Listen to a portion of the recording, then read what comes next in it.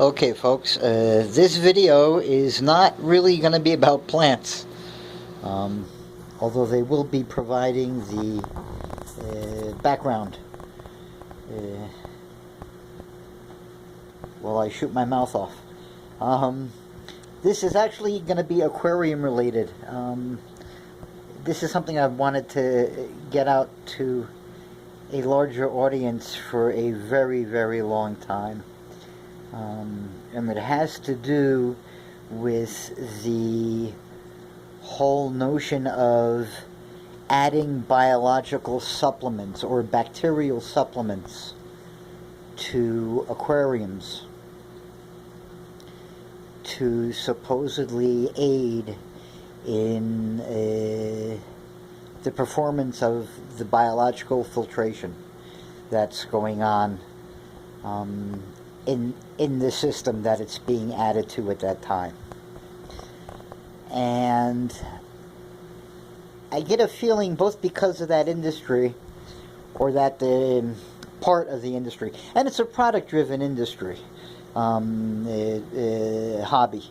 Make no mistake about it, there is a lot of mostly useless stuff offered for sale to the mass public that are engaged in the aquarium hobby. My first example that I ever saw would have been in the middle to late 70s, somewhere around 1978-ish, when there was a pouch marketed for saltwater, for treating saltwater ick, cryptocarion irritans, as it is known. And it was a copper penny in a mesh pouch, and it kind of worked often because, well, it released some copper into the water, but sometimes it also killed other stuff. And it was a very, I don't know, blowtorchy approach to a problem that was best left treated elsewise. But that was the first instance that I really was ever personally witness to a gimmick product. So during my years as a pet store employee, always specializing in the aquarium department, or working in a store that was really more of a specialty aquarium store, and I've worked in quite a few, I used to tell my customers the following when I was trying to explain to them in a broad sense how biological filtration works with regards to its functioning as part of a closed system. Okay? Imagine for a moment that it's Thanksgiving, right? And you got 20 people at the table, friends, relatives, what have you. Turkey's all cooked, everything's been carved, portions doled out, every plate's full, turkey's gone, carcass is next to the kitchen sink waiting to be prepped for the dogs, you know. All the serving dishes holding the mashed potatoes and gravy and stuff have been able to also get mostly cleared off, so everybody can just start eating, right? Very organized Thanksgiving dinner. And all of a sudden, there's a knock at your door, and 5 friends from your childhood show up. Okay, well, you know, you're, at the very least, you're not going to be rude, so you invite them in, right? Everybody scooches over, you find some folding chairs in the closets, and you set them up, you know, in between people. You know, somebody brushes off a few salad plates, and then somebody has a, you know, they each get a fork, and you have to still make more food, or take food away from other people sitting at the table.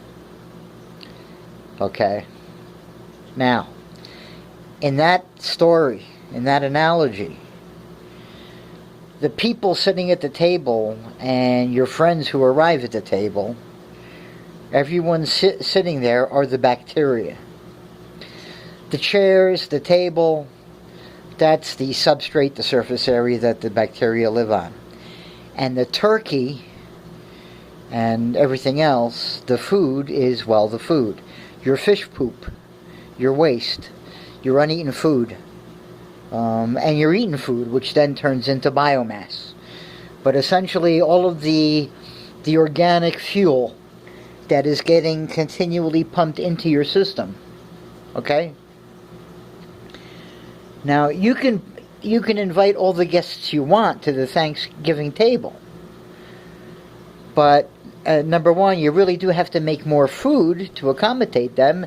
And number two, at some point, the shares of food are going to be so small that the initial guests, who had a nice big fat healthy portion, are now going to have to stop at McDonald's on their way home just to satisfy their caloric intake.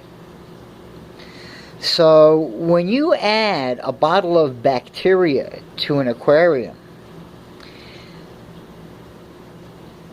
well, let's take an aquarium that's established first. Let's say your aquarium has been up and running 2 months. You followed normal, good, sensible guidelines. You have biofiltration established. You have a good substrate established somewhere, either in a wet dry or even in an under gravel filter or in a heavy plant growth to provide surface area. But your system is matured nicely, okay? And you just want to give it a boost. Okay, it's just like the cleansing thing for people. There's no such thing as cleansing. Okay, every microsecond of every day, your body cleanses itself. Okay, your kidneys and your liver and some other organs all working in tandem. Okay, they're purifying your blood and getting rid of waste every second of every day. Okay, and all you're going to do when you do these stupid cleanse things is you're going to mess up your own metabolism. And you're going to hurt your body. Okay, but there are idiots, so there's a cleansing industry. You know. At any rate, back to the subject at hand. When you add bacteria to an aquarium, there are two things that can happen to those bacteria. They are either going to find substrate and food. Let's assume they find substrate. Let's assume they attach automatically. They don't get swept away by the water current or what have you. And sooner or later, they find themselves, you know, a place to grab onto, the biofilm or on the glass or wherever, right?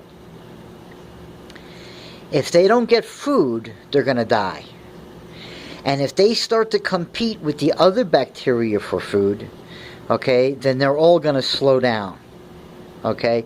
You can always have, at any hour, only the amount of bacteria that your system is producing to feed during that hour.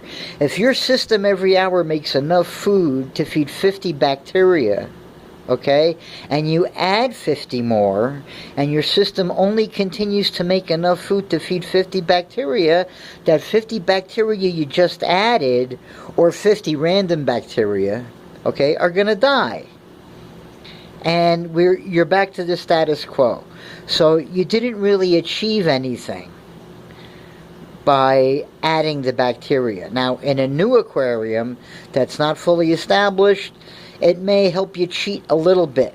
But I've also seen over the years that when people cheat with a system for too long or too often, and they stress the system out just a little bit, but repeatedly, eventually they'll crash the system. What'll happen is things will be chugging along fine, and I don't know why. I've never recorded it, but I've noted this anecdotally since the late 70s, that when a system is not given time to mature a little bit, at least at the beginning, or if it's severely stressed repeatedly, even after maturing, but really stressed repeatedly, it'll crash. I don't know if the bacteria gets excessively weakened and then just give up, or if something gets kicked off and then there's just a allelopathy and a population crash. I honestly do not know. But I do know this, that at least for a fully established system, you can't increase the bacterial population over what the net food production allows your system to sustain. To entertain any other notion is foolhardy, in my opinion, at the very least, if not just by straight up logic. And if you're starting a tank, one of the best ways that I can tell you to inoculate a tank is to get a, and I used to do this for customers if they seemed to me like they were going to be a good hobbyist and not just a spur of the moment whim, or a my kid wants a Nemo kind of person. But if they seemed to me to be an honest effort, earnest beginning enthusiast, I always offered them, I had to charge them something, so I tacked on, 50 cents for a handful of gravel, because we were not allowed to give presents to the public, for some weird reason. I have no idea why, but that was my boss's policy. But at any rate, I always offered to give a handful of gravel, or, a little bit of grunge, from the live rock tank, if it was a marine setup, to help inoculate and seed the beginning and beginners setup, to help speed them along. And I always felt that long term, those systems tended at the very least to look better faster than the ones that relied on the bottles of liquid that one poured into their tank, and in some cases even a freeze-dried powder, which really tickled me to no end. But and I'm not even going to go into my thoughts about the bacteria surviving the shock of transfer from the bottle to the tank to the aquarium, and how many may actually survive the changing chemistry, and it's a whole ball of wax. I don't think it's really beneficial. I certainly don't think it's anything that anyone should spend their money on. I think any good, reputable, hobbyist-oriented store would be more than happy to give you some filter grunge or a little piece of filter floss, or God knows what. And you can certainly, bug people that if that doesn't work out. If you have neither, if the store you deal with is really that awful, well, first of all, try to find another store. But if there's really no other option, it may be a better than nothing kind of deal. I do want to show, before I go, but those are my thoughts on biological filtration additives for the aquarium industry. I think they're mostly hokum.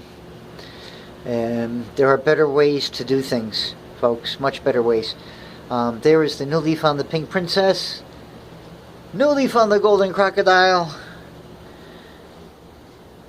the jungle boogie, and here is the philodendron P. gigas. I actually tried to peel apart the two edges of the two halves of the petiole sheaths, but they are really firm. I did it real carefully with my glasses on and 2 pairs of tweezers. But couldn't get them to budge or open. So this is how it wants to do it, I guess. I'm not sure why this is going on, but so it is.